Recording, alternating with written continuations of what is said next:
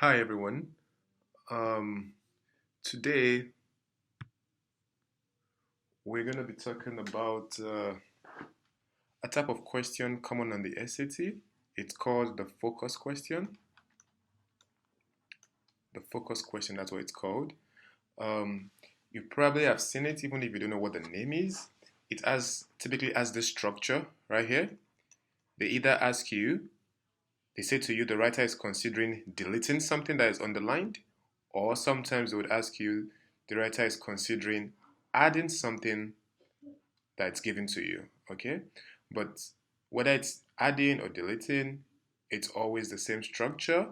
You have two options that say it should go in, and you have two options that say it should come out. Okay, so today we're going to try to think about what's the structure of this question and how can we use that structure to our advantage anytime we see a question like this. Now, one thing that's very helpful to us is the name of the question, focus. What that tells us is that every question of this kind is about one thing. What focuses the paragraph?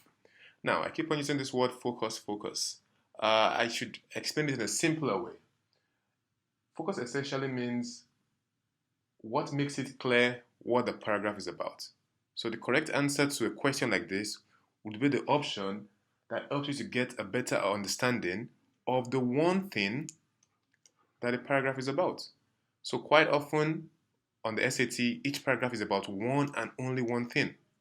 You can sum up what it is about in one sentence or usually called a topic sentence.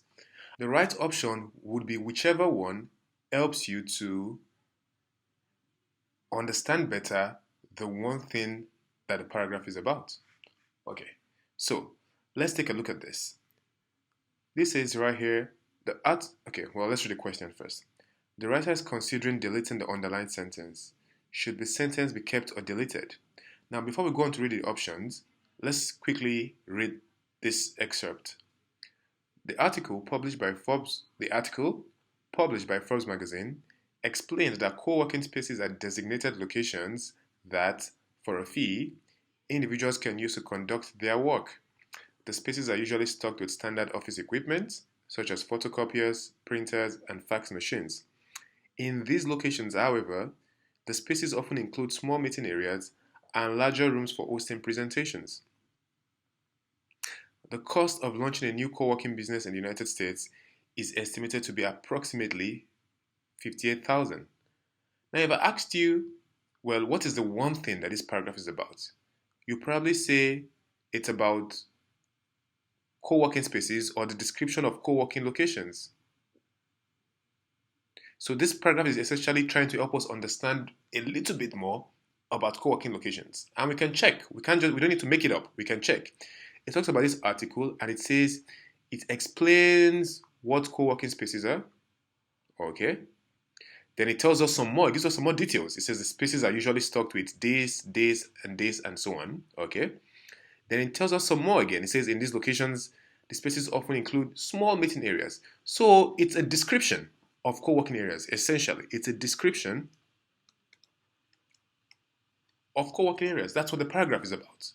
Now, whatever answer we choose, whether it's A, B, C, or D, it has to be one that helps further the description of co-working spaces. It has to contribute to the focus of the paragraph. To illustrate the task before us, let's take a look at this right here. So this is essentially what the question is asking us, right? It's saying to us this.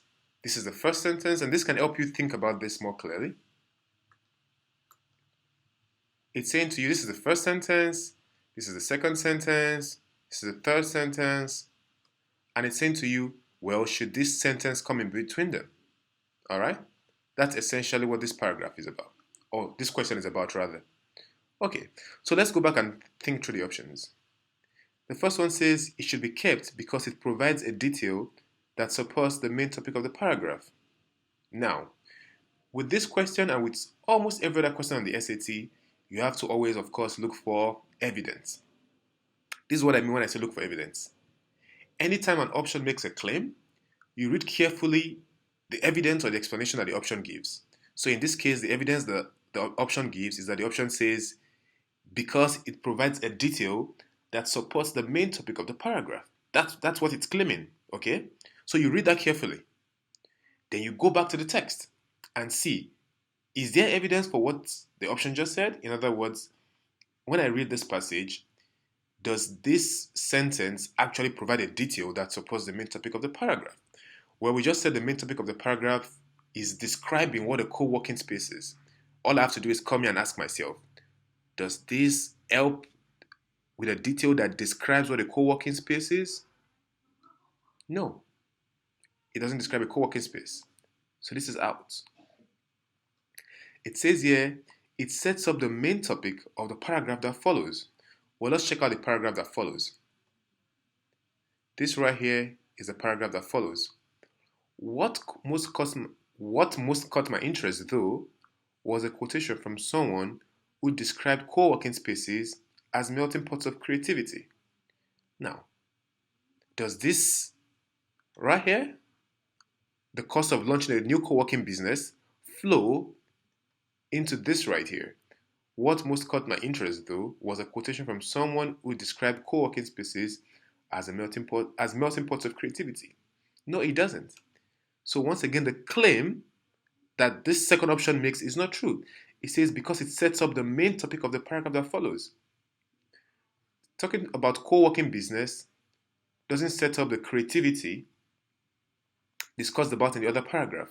And we can read further. It says, the article refers to a 2012 survey in which 64% of respondents noted that co-working spaces prevented them from completing tasks in a given time. The article goes on to suggest that the most valuable resources provided by co-working spaces are actually the people who use them. All right? This doesn't set that up. This is about something different. Okay. Now, the other two options. It says deleted. Let's go to D first. It says deleted because it repeats information that has been provided in an earlier paragraph. Now, I don't have the earlier paragraph here, or I don't have all of it. But same thing, you would go to the earlier paragraphs just as this recommends. You will go and go look for evidence. You say to yourself, when you go back to the other paragraph, is the information repeated? Has this information been repeated before in an earlier paragraph? And you'll find when you do that, the answer is no, it has not been repeated. At that point, you come to this. It says because it blurs the paragraph's main focus with a loosely related detail. Okay, well, we already agreed that the main focus is what? Co-working spaces. It's a description of co-working spaces. So it blurs it, yes, it makes it less clear. It also says it's a loosely related detail, almost irrelevant. And you're going to see that a lot on questions like this. Questions like this, the trickier ones, would have details that kind of sort of make sense, but are not they don't help you to better understand the one thing that a paragraph is about. They give you some information that is tangentially related. It's in the general area, but it's not about the one thing that the paragraph is about. And this right here perfectly describes that. All right. So I encourage you to take a look at some other SAT questions that are just like this one, that are focus questions, and apply this strategy to them. Apply this strategy of thinking about what is the one thing this paragraph is about and which option actually helps me to better understand it. Sometimes what helps you to better understand the one thing a paragraph is about might be a transition. It might be a transition. All right? Sometimes it might be a group of examples. Okay? Sometimes it might be just an aside. Sometimes an aside that is relevant might help you better understand the one thing that a paragraph is about. So it could come in different forms. But the question is, whatever the right option is, it has to be an option. Whether you choose to keep it or to lose what's being suggested, the eventual decision you make must help you understand or better understand the one thing that a paragraph is about. I also encourage you to ask many questions in the comment section.